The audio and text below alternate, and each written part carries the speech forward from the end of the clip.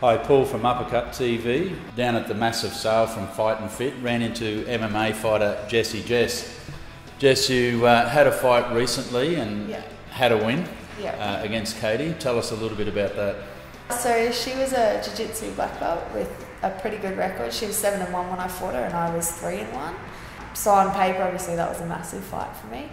And it went really well. Like, we just stuck to the game plan. I really wanted to focus on my striking because a lot of my other wins were submission wins and I do grappling comps all the time. So it was a really good opportunity for me to focus on all the striking that I've been working on, which is a lot. You said you wanted to concentrate on your striking. We did notice that she would go to the ground and you'd stood up and sort of called her up.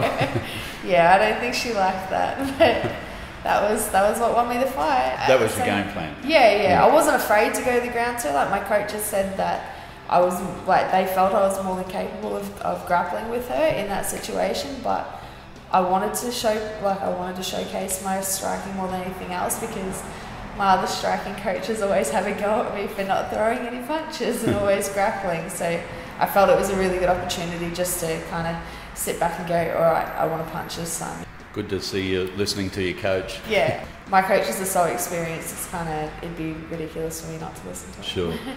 What's your plans for the future?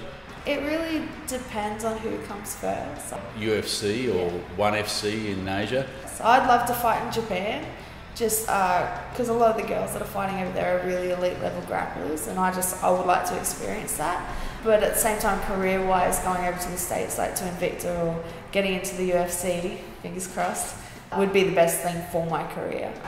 I've still got to work 2 or 3 different jobs while training full-time, which can make it really tough sometimes because I've got to be up at 3:30 in the morning to get a training session in before I go to work, and then go train again after work, and then teach all my classes and that, and then go back to training at night, so it can be quite exhausting.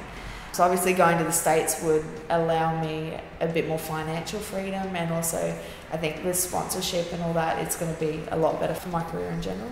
Just for those who may not know, Jess, if you do Muay Thai or boxing or whatever, you need to concentrate on that. Whereas with the MMA, there's also the groundwork. Is there a lot more training involved? I wouldn't say there's a lot more training. I guess with Muay Thai and boxing, I think it's a lot harder to fight Muay Thai and boxing because you don't have any options. If someone's beating you striking, you're getting beaten striking, you've got nowhere else that you can go. Whereas in MMA, we've always got somewhere else to go, so I don't have to focus so much on one particular aspect. I can broaden it and do something different each day. And if one thing's not working for me in a fight, I've always got 2 or 3 other areas that I can go to. Great insight there.